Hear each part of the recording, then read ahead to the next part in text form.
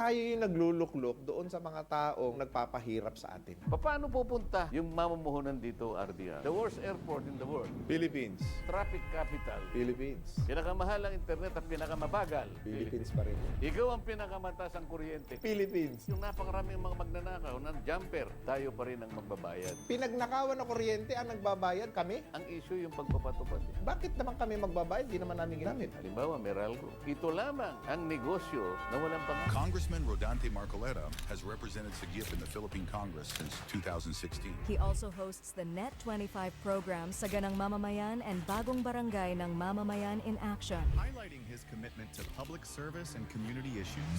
Kapag ka mababa ang kuryente, magsisipasok ang mga mamumuhunan dito sa ating bansa. Hindi tayo salat kung ang pag-uusapan ay magagandang batas. Ano yung walang kasapatan? Yung nagbabantay sa pagpapatupad ng mga batas.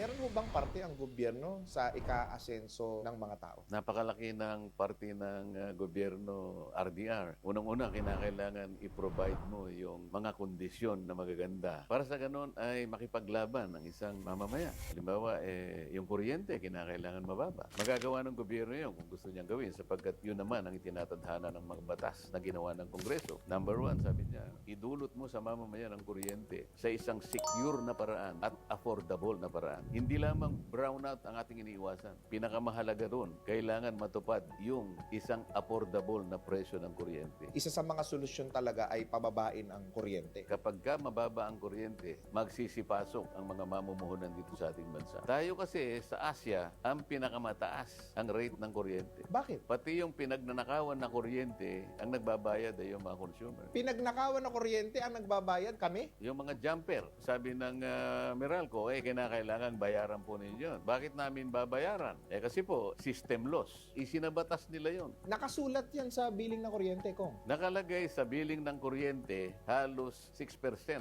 6% ang system loss na hindi mo ginamit pero bawat tao na gumagamit ng kuryente sila nagbabayad. Babayaran mo. Bakit naman kami magbabayad? Di naman namin ginamit. Dalawang klase yung sinasabi nilang system loss. Isang technical, isang non-technical. Yung technical, halimbawa pumuntok yung transformer o nasira yung metro nila, mga technical na bagay ito. Yung mga technical na bagay na yun, na pagkawala ng kuryente, sa atin ipababalikat yun. Ang pinakamasaklap doon, RDR, yung non-technical. Ito na yung pagkakamali ng accountant ng distribution utility. Hindi niya naisulat yung tamang gamit siguro. O yung bookkeeper, nagkamali ng kanyang entrada sa kanyang libro. At saka yung napakaraming mga magnanakaw ng jumper, tayo pa rin ang magbabayad. And sabi ko, anong katwiran ito? Halimbawa, Meralco, bago pa kayo magpasya na pumalaot sa ganyang klaseng industriya, alam nyo na merong system loss. Yan ang nature ng industriya. Pero kahit alam ninyo na may mawawala, dapat legitimate business risks. Lahat ng negosyo may risk eh. Ultimo sari-sari store may risk eh. Ito lamang ang negosyo na walang panganin. Kaya hindi siya kumukuha ng pulis na magbabantay nung jumper. Bakit pa kanya kumukuha ko ng bantay at pulis? Gastos lang yun. Total naman binabayaran yun.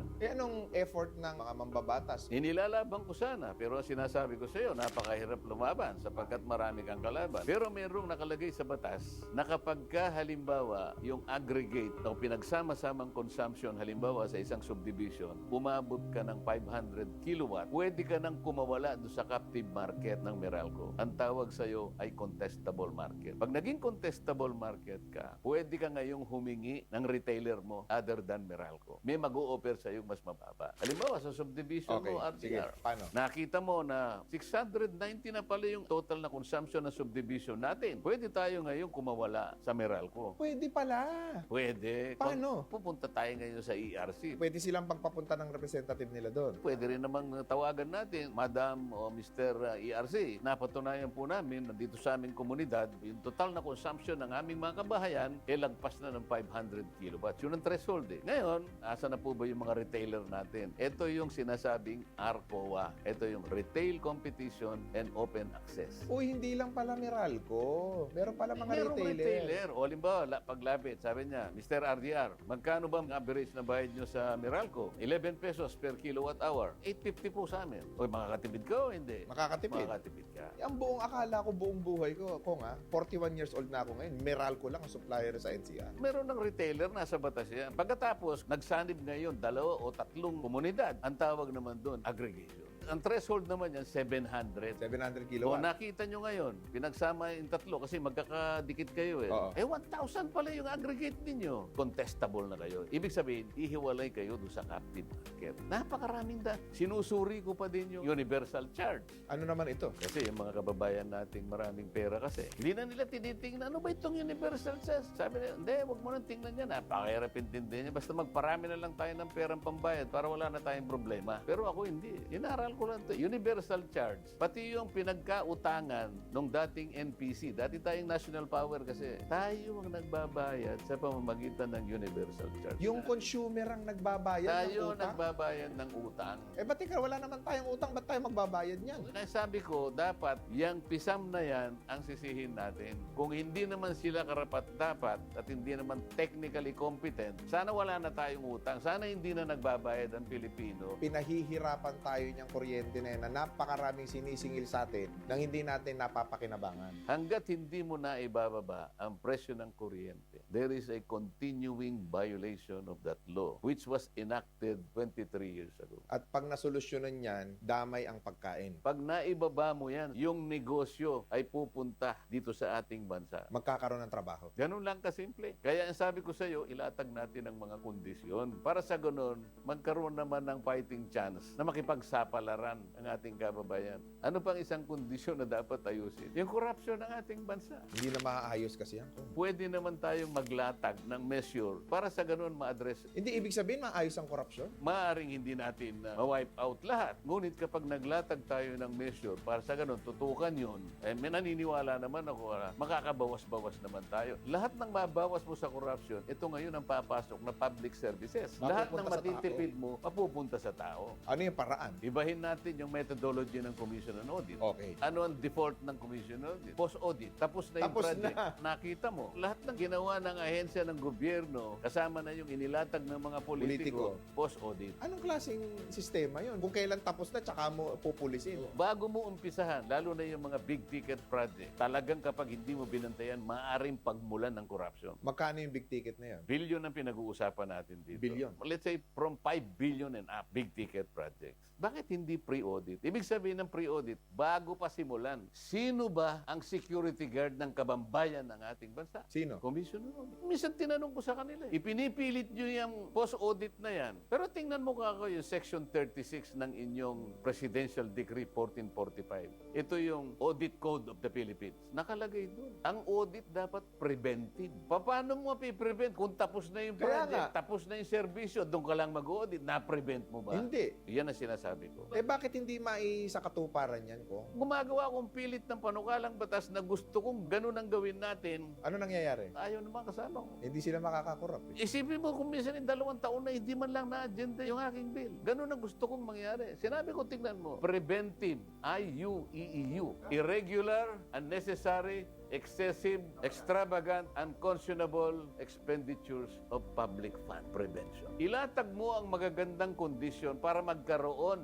ng fighting chance ang isang kapuspalad na lumaban sa buhay. Lalaban siya eh, lalo na yung mahirap. Isa sa mga solusyon dyan, Kong, kasi halos lahat ng bansa, nag-diversify na sila sa digitalization. Lahat, kumbaga, ease and flow na ang processes nila, especially pagdating sa mga dokumento sa gobyerno. Bakit sa atin yan, digitalization hanggang ngayon, nasa dinosaur age pa rin yata tayo hanggang ngayon? Bakit hindi ba maipasa yan, digitalization na yan? Lahat ng sangay ng gobyerno, madali na, may access ka na, through app na lang. Bakit hindi magawa? Tinatanong ko rin yan eh. Maski sa DICT, tinanong ko na nga yan eh. Isa siguro sa paliwanag, ba't ka ako bibigyan kayo ng X amount budget per year? Bakit ang inyong utilization ng budget nyo is only 25%? Ibig sabihin, hindi na alam gamitin kung paano nila gagamitin yung budget nila. Talaga bang naiintindihan nyo yung trabaho nyo? Bakit ang absorptive capacity ninyo, 25% lang, 75% babalik sa treasury? Sinabi nga ng Pangulong Marcos, sa kauna-unahang sona niya, natatandaan ko eh, sinabihan niya yung Department of Migrant Workers ito yung mga nagmo-monitor ng kalagayan ng ating OFWs. Ito yung Department of Migrant Workers na bagong-bagong gawa. Kailangan ma-digitize na ninyo. Kasi yun lamang kanyang mga certificate. Kailangan bang umuwi pa sila rito samantalang 3 buwan na nagtatrabaho halimbawa sa Germany o sa European Union, pupunta pa rito para kunin niya yung tinatawag na employment certificate. Pwede naman digital yan. Nangako sila. That was the first son of the president. Ano nangyari? Hanggang ngayon, wala. Wala.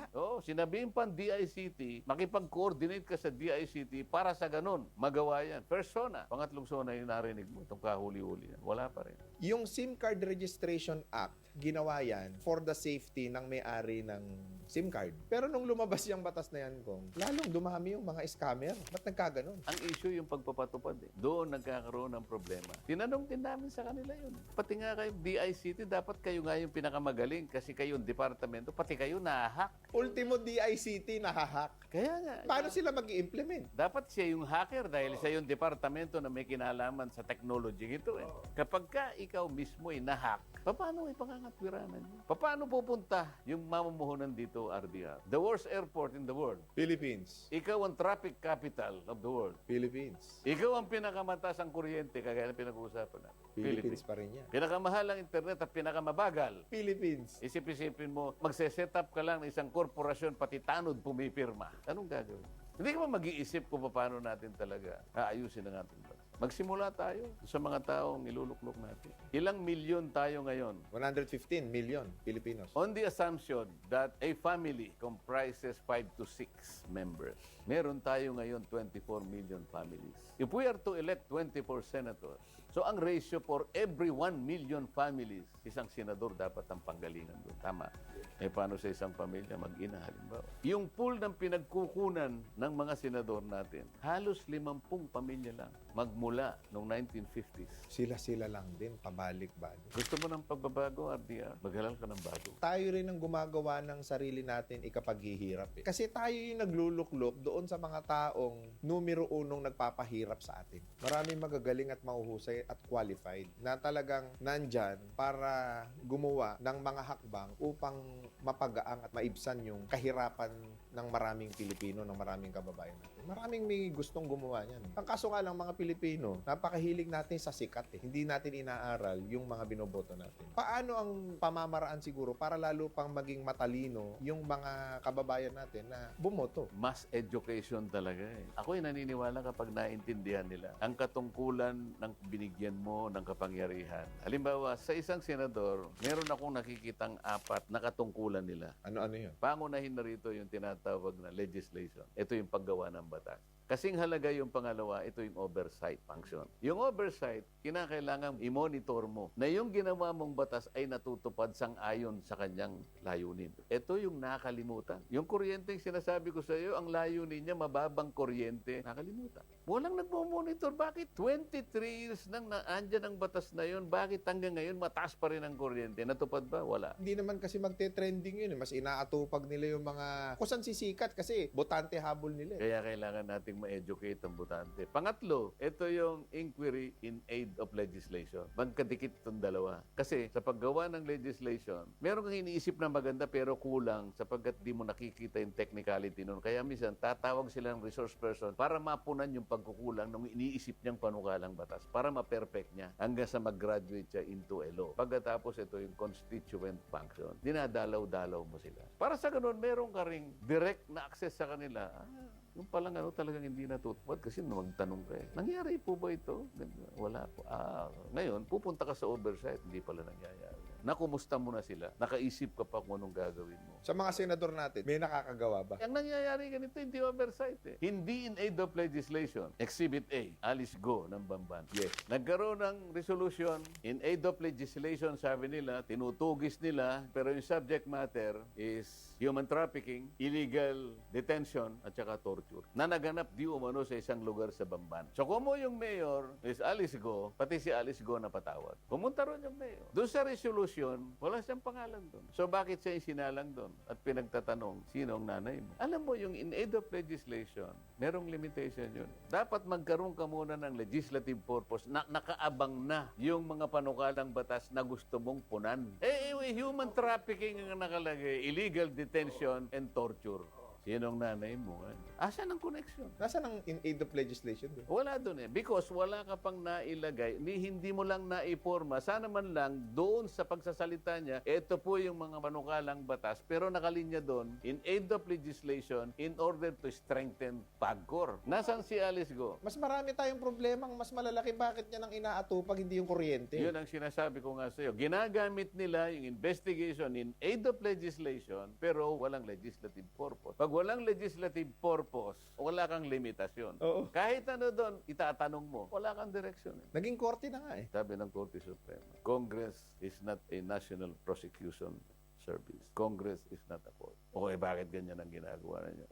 Kagaya ng sinabi mo kanina, nakikita ng mga tao eh. Naging entertainment and so on and so forth. Yun kasi ang hiling. Bumababa ang presyo ng pagkain. Ay hindi. Bakit hindi mo padalhin sa piskal? Hindi natin kinakampihan si Alice Go. Kung ano man ang kanyang nilabag na tuntunin mga batas, nandyan ang NBI, nandyan ang CIDG, imbestigahan ninyo, bahala na kayo. I-file Pero ninyo sa korte. Kami ay Kongreso. Ang daming aatupagin sa bansa natin, kung eh. Ang dami nga atupagin. Isip-isipin mo, sabi ko nga sa umulan ng 30 minutes sa Kainta, yung mga sasakyan nila ipaparada na nila sa matataas na lugar na. Sapagkat yung Ondoy talaga naging traumatic na experience sa amin yun. Itong Karina, tingnan mo na naman nangyari. Ano ba nangyari sa flood control? Bakit ba ganyan Hindi nangyari? kasi entertainment yan eh. Hindi entertainment yan. Oo. Kasi maraming masasangkot dun eh. Bakit natin iimbestigahan ang sarili natin? Ito, isa pa to, mapupunta rin sa Senado o napunta na rin sa Senado. Yung kay Pastor Kibuloy. Ano ang in aid of legislation dyan? Kung Yan ang sinasabi ko, bakit sila ang nag-imbestiga doon? Ay, nag-umpisa pa nga yun eh. Kung nakita mo, yung mga ipinresent nilang witness doon sa Senate investigation,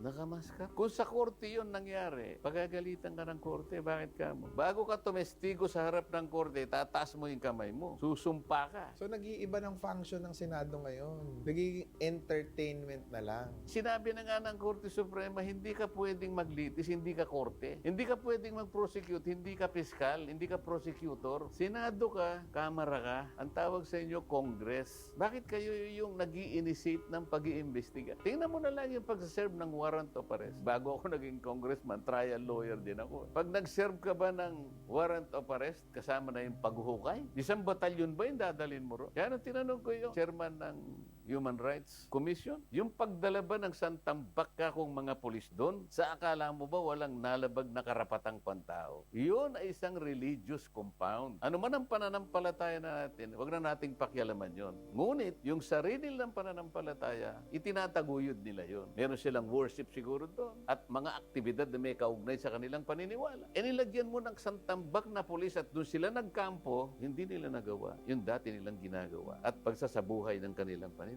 Meron ba akong nalabag? Meron po. Anong gagawin mo? Wala naman daw silang prosecutory power. Ay, ano ang gagawin mo? Alam mo na merong nalabag na civil and political rights. Alam mo ba sa batas ng PNP, ang dapat na nangingibabaw yung local executive, yung mayor. Bakit ang nagpapunta ron ay yung PNP chief superintendent? Saan mo kinuha yung lahat ng pulis na yun? Ibig sabihin nun, merong mga lokal na lugar na kinunan mo ng pulis. Sino nagbabantay ngayon doon? Di wala. Wala. Kailangan nilang ipaliwanag yun sa structure ng present na PNP ngayon. Walang nagawa yung mayor ng Davao City. Problema sa pagkain, problema sa kuryente, problema sa baha, problema, walang trabaho, negosyo, ang hirap umasenso sa Pilipinas. Mga empleyado, 8 hours to 9 hours nagtatrabaho, hindi maayos. Hospitalization, ang daming problema. Education, inuna yung papogi, pakyot, papansin. Dapat pala, Senate Entertainment, Congress Entertainment yan. Sabi ko nga sa'yo, ang pinakapangunahin yung oversight. Tingnan mo yung agriculture na lang. Napakarami naming mga batas na nagawa na napabayaan sapagkat yung pagpapatupad kinalimutan. Halimbawa, merong isang batas na merong guaranteed price sa palay. O ngayon, kung magkano lang bibilin ng NFA. Sabi nung isang batas, kailangan yung mga ginagamit na mga mechanized equipment dito na lang sa bansa natin nagagawa na dapat. Local na lang. Meron tayong isang magandang batas. Dapat meron tayong pinagtatamnan na sukat ng mga lupa na dedicated lang sa pagtatanim. Kahit anong mangyari, Hindi po pwedeng tayuan ng kahit ano. hindi pwedeng gawing subdivision. Hindi pwedeng gawin ng golf course. Hindi pwedeng tayuan ng kung ano-ano. Kamakailan, may mga nakikita akong mga oversupply ng mga gulay. Yung kamatis, tinatapon na lang nila kasi hindi na mabenta. At marami pang mga ibang mga crops at mga pananim ang ganun din, nasasayang lang. Ano ba yung pwedeng gawin ng gobyerno upang hindi na mangyari itong mga oversupply na ito? Ang nangyayari lang, etong mga taong mga enterprising na masyado, katulad ng nangyari sa sibuyas natin, alam na alam nila kung kailan mawawala ang sibuyas. Kaya itatama nila yung panahon na mag-i-imbak sila ng sibuyas. Hoarding. Halimbawa, bandang December, mawawala, November, December, nakatago lahat. Kaya nga, nung sabihin nila na wala pong nakaimbak, alam mo ang ginawa ko? Pinakuha ko yung kanilang electric consumption. Nagtaka sila nung una, pero yung isa nakahalata na. Talagang namutla siya. Kasi alam ko, kapag puno yung iyong bodega, ang gastos mo, 5 million pesos per month. Pagka maintenance na wala ng laman, 40 to 50,000 pesos. O nakita ko, sasabihin mong walang laman ang ano mo, bakit 5 billion yung ano? Kasi nagtapat na rin sila na merong talagang nag-ooperate na mga hoarders. Kaya umabot ng 700 pesos per kilo yung ating pulang sibuyas. Hindi tayo salat kung ang pag-uusapan ay magagandang batas. Ano yung walang kasapatan? Yung nagbabantay sa pagpapatupad ng mga batas. Sino ba dapat yun? Congress, oversight function. Anong binabantayan nila? Project. May partisipasyon ang pamahalaan kung bakit may mayaman at kung bakit may mahirap. Nakasulat yan, letra por letra sa ating saligang batas. Ang kalagayan ng isang mamamayan ay pananagutan ng Estado. Bago tayo matapos, Kong, ano ang final message mo sa mga kababayan natin? Ang kapangyarihan po ng balota ay huwag niyong memenosin. Yan lamang ang hawak ninyo na pwede kayong makipagsabayan kahit sa pinakamayamang mamamayan. Kasi po, ang boto nyo ay isa lang, gandun din ang boto ng isang mayaman. Kapag ginamit po ninyo sa wastong paraan,